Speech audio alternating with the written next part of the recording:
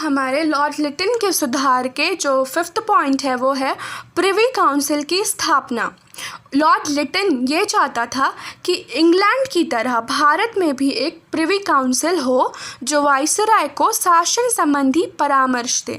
अब लॉर्ड लिटन ये चाहता था कि भारत में भी प्रिवी काउंसिल बनाए जाए, जैसे इंग्लैंड में प्रिवी काउंसिल है वहाँ पर जो सरकार रहती है वो वाइसराय जो रहता है, जो शासन करता है, वो जितने भी शासन संबंधी या फिर कोई भी उसे निर्णय करना रहता है तो उससे संबंधित वो परामर्श ले सके बाकी लोगों से, जैसे इंग्लैंड में होता है।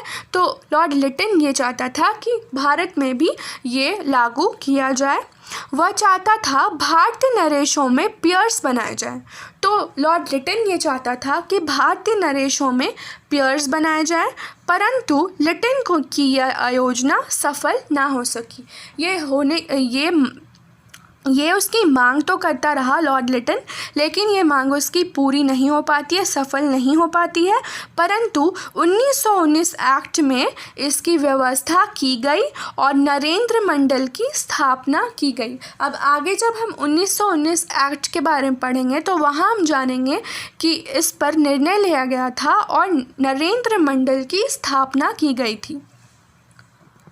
इसका छठा पॉइंट है यूरोप वासियों के दंड विधान में संशोधन। अब यूरोप वासियों के जो दंड विधान थे उसमें भी संशोधन किया गया लॉर्ड लिटन द्वारा। तो लॉर्ड लिटन ही प्रथम वाइसराय था जिसने कानून के शासन, रूल ऑफ लॉ पर विशेष जोर दिया।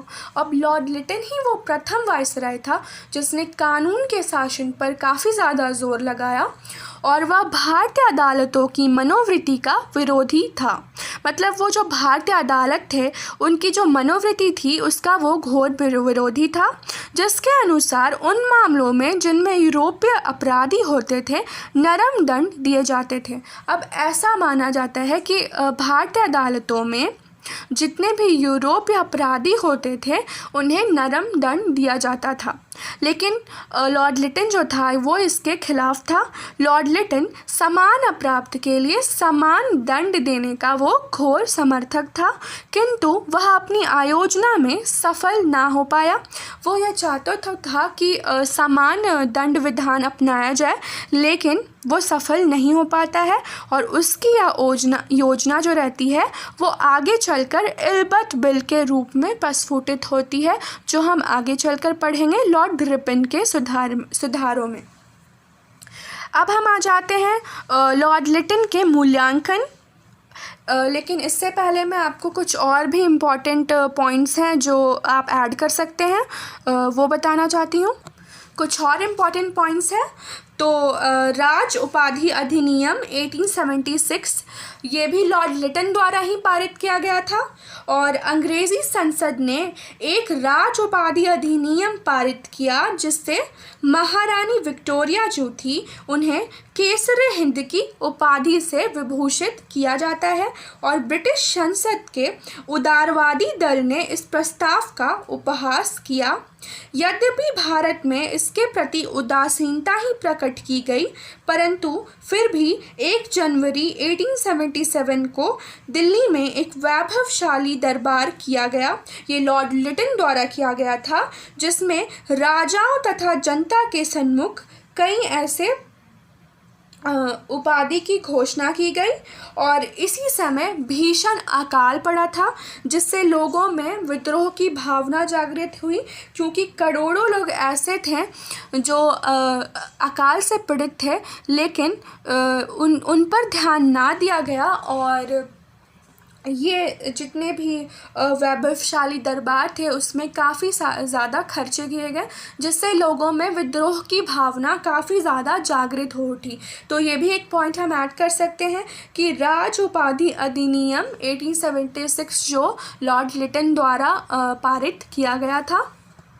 और एक पॉइंट है भारतीय शस्त्र अधिनियम जो 1878 में पारित किया गया था लॉर्ड लिटन द्वारा, जिसे हम इंडियन आर्म्स एक्ट के नाम से भी जानते हैं। ये 1878 में पारित किया गया था लॉर्ड लिटन द्वारा और लिटन की यह दमनकारी नीति थी जो भारतीय शस्त्र अधिनियम उसका बनाना जो था, ये जो उसने बनाया था, वो इसकी दमनकारी नीति थी। और 1878 के 11वें अधिनियम के अनुसार ये तय किया गया कि किसी भारतीय के लिए बिना लाइसेंस के शस्त्र रखना अथवा उसका व्यापार करना एक दंडनीय अपराध बन गया। और इस अधिनियम को तोड़ने पर 3 वर्ष तक की जेल अथवा जुर्माना अथवा दोनों, और इसको छुपाने का प्रयत्न करने पर 7 वर्ष तक की जेल ये तय किया गया कि अगर कोई भी भारतीय बिना लाइसेंस के कोई भी शस्त्र रखता है तो उसे ये अपराध है और इसके लिए उसे 3 साल की सज़ा हो सकती है, जुर्माना देना हो सकता है, और अगर ये छुपाने की कोशिश करता है तो 7 वर्ष तक की उसे जेल, जुर्माना और दंड दिए जा सकते हैं। और इसमें भेदभाव किया गया, निसंदेह इसमें भेदभाव किया गया। और यूरोपीय जितने एंग्लो इंडियन अथवा सरकार के कुछ विशेष अधिकारी थे, इस अधिनियम, ये जो अधिनियम था भारतीय शस्त्र अधिनियम, उससे वे मुक्त थे। और इस अधिनियम द्वारा यह स्पष्ट हो गया कि भारतीय अविश्वसनीय समझे जाते थे। तो इससे हमें यही समझ सकते हैं कि लॉर्ड लिटन द्वारा जितने भी भारतीय सदस्य थे वो उसके लिए अविश्वसनीय थे, इसलिए तो इसने इस एक्ट को पारित करवाया ताकि भारतीय लोगों के पास कोई भी हथियार या शस्त्र ना रहे और वो अच्छे से राज कर सके। तो ये लॉर्ड लिटन की काफ़ी ज़्यादा दमनकारी नीति थी और इसका घोर विरोध किया गया। अब अगर हम बात करें लॉर्ड लिटन के मूल्यांकन के बारे में, तो किसी भी आंसर को लिखने के बाद उसका मूल्यांकन लिखना काफ़ी ज़्यादा इम्पॉर्टेंट माना जाता है। तो चलिए हम देखते हैं मूल्यांकन क्या होगा। निसंदेह लिटन में कल्पना शक्ति थी। ये तो सही बात है कि लॉर्ड लिटन में कल्पना शक्ति काफ़ी थी। उसी ने एक पृथक उत्तर पश्चिमी सीमा प्रांत जो सीधा केंद्रीय सरकार के अधीन हो बनाने की योजना बनाई। वो योजना काफ़ी बनाता था, ये तो हम सभी जानते हैं, लेकिन वो उसको पूरा या सफल नहीं कर पाता था। ये हमने बाकी सारे पॉइंट्स में देखा है, कई जगह ऐसा देखा है। और ये जो योजना थी उसको कार्यन्वित करने का श्रेय किसे गया? लॉर्ड कर्जन को। लिटन की अप्रिय दमनकारी नीति से भारत की जनता में भारी असंतोष फैल गया था।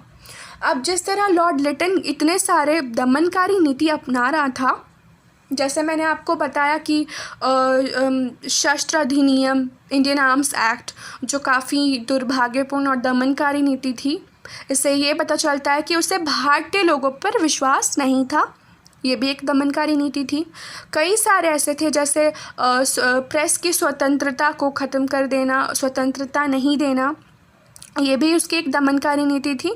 तो इससे क्या होता है कि भारी असंतोष फैल जाता है भारत में और ये असंतोष दिन प्रतिदिन बढ़ता ही जाता है। लिटन के अंतिम दिनों में स्थिति ऐसी हो गई थी कि किसी भी समय क्रांति हो सकती थी। अब लॉर्ड लिटन के अंतिम दिनों में ऐसा भी माना गया कि ऐसी स्थिति उत्पन्न हो गई थी कि लोगों में क्रांति हो सकती थी, विद्रोह किए जा सकते थे। कई ऐसे क्योंकि वो दमनकारी जो नीतियाँ थीं लॉर्ड लिटन द्वारा जो अपनाई जा रही थी, उससे लोग काफ़ी ज़्यादा परेशान थे। लेकिन उसकी दमनकारी नीति से भारतीय समाज में नई जागृति आई और इच्छा ना होते हुए भी लिटन ने भारत का उपकार ही किया। लेकिन ये भी माना जाता है कि उसकी दमनकारी नीति के वजह से ही लोगों में एक भावना उत्पन्न हुई कि वो विद्रोह कर सके या फिर वो सरकार द्वारा जितने भी दमनकारी नीतियां हैं उसका विरोध कर सके, उसके खिलाफ आवाज़ उठा सके। एक तरह से उसने जागृति भी फैलाई लोगों में और एक तरह से लॉर्ड लिटन ने भारत पर काफ़ी सारे उपकार भी किए।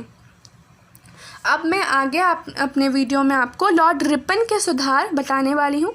तो अगर आपको मेरा वीडियो पसंद आया तो प्लीज़ मेरे चैनल को सब्सक्राइब करें और इस वीडियो को लाइक और शेयर करना बिल्कुल ना भूलें।